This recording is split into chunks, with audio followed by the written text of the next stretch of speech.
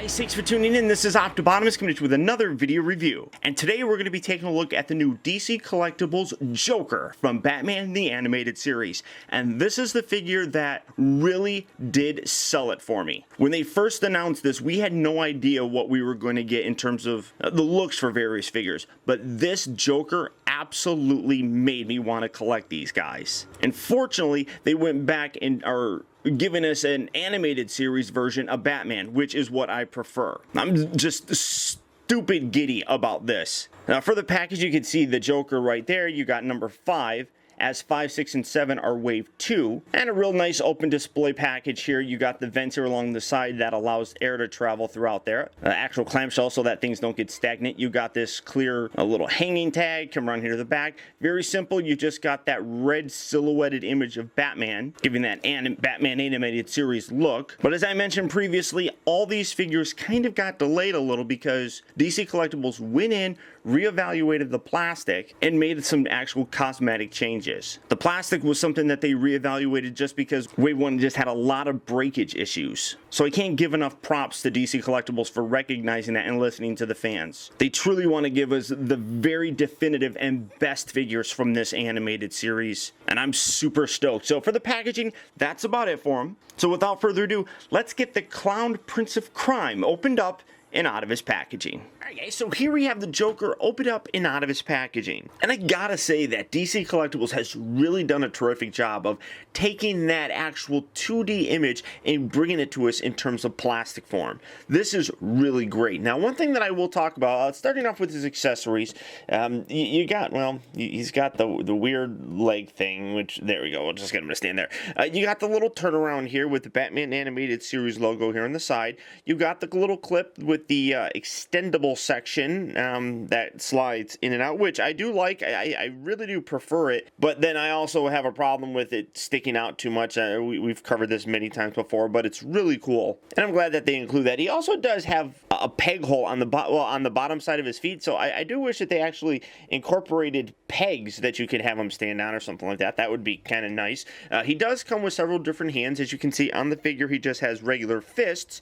Then he's got both a right and left, kind of a grip hand, which allows him to hold various weapons and accessories. Well, not that one, you know, things like that. Well, let's see if he can hold that. No, that's even kind of a little bit hard to hold. There we go. You can have him hold something like that, I guess, you know. So you do have the hand that allows you to hold those kind of things, and then another one with a little bit more of a finer kind of grip. Let's see. No, well, no, I guess that maybe you could use it to hold his comb, I guess. Yeah, maybe you could probably do something like that, where he's holding his comb in his hand. So you do have that. Now, all of the other accessories pretty much are specific to the second episode that Joker was featured in, that being The Last Laugh. And I do want to thank my friend Darth Devious for helping me recall what episode that was, but all of these really are specific to that. In the beginning, you can see that he's getting ready by putting on some makeup, doing his hair, so you do get a little comb with them, which is kind of strange, but you get that.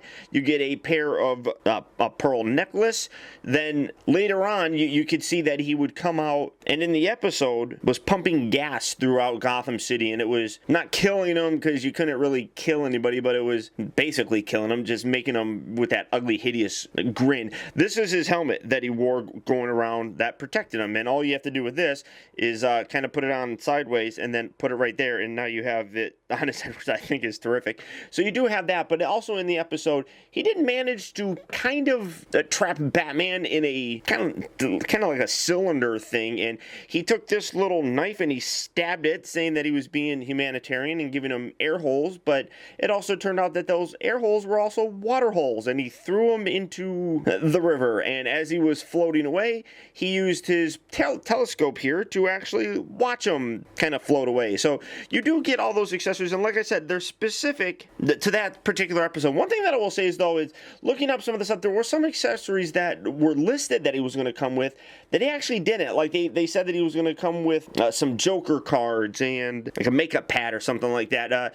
You don't get any of that. I kind of would have liked it if he came with, you know, like a Joker card or two, but unfortunately did away with it for whatever reason.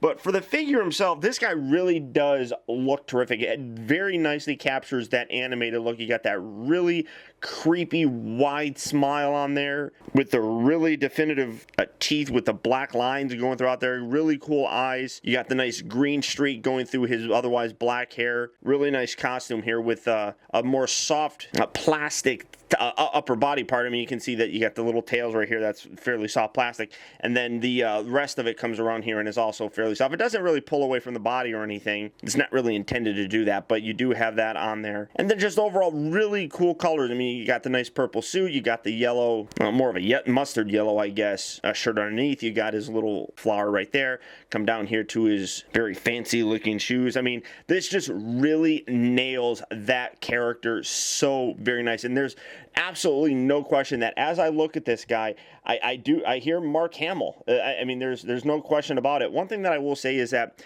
again, it does appear that like just a small bit, but kind of getting the legs a little bit separate. The left leg here does look like it's a hair longer. Bringing them in, see, it looks a little bit longer, so you kind of have to keep them spread out to get them to stand decently, which, I mean, it's not a bad thing or anything. It's just kind of obnoxious, I would say. That's something that was a problem with Harvey Dent from the first series, and it seems to be a small problem here as well. Now, for a size comparison, here's the Joker, and obviously this isn't the animated series version of Batman, but you can see size-wise, these are, this guy does not like standing. You can see that really good scale, and obviously if you're going to have Batman, you got to have Joker and vice versa. I mean, these two are joined at the hip, but this looks great together. Now, for Joker's articulation, as you can see, the head is on a ball joint, so you can get it looking left and right, posing that way. Kind of looks up and down. You get a nice range of motion there. The shoulders actually move really far out. They rotate all the way around. He bends here at the elbow. He rotates at the elbow.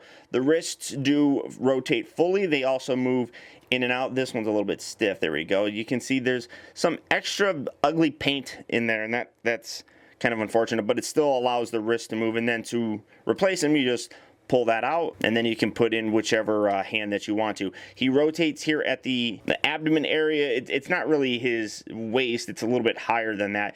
His hips move forward. They move back. They move in and out. Obviously, that looks really weird when you do that. He bends here at the knee, and then the feet just rotate. That's kind of unfortunate. I mean, there's no pivot or anything like that, but you don't really need too much of articulation in his feet because he's not really all that dramatic of a character, so you don't need to get him in crazy action poses. But this guy really is terrific. I really do think that, again, DC Collectibles has done an amazing job of recreating how that cartoon looked and putting it into a toy form. It really is very impressive. In addition to that, all the improvements are there. You don't have the ugly joints exposed anymore, and the overall quality is definitely improved. While some of the actual wrists do have some paint flash on there, when I was working with it and getting to move, I felt like this pin was very sturdy and wasn't going to break. So that plastic quality really has gone leaps and bounds above what they actually gave to us in the first wave. I really am loving this whole animated series stuff that DC Collectibles is doing. And while I really don't collect a lot of action figures in this scale, this is definitely a line that I can see myself going throughout for the long run.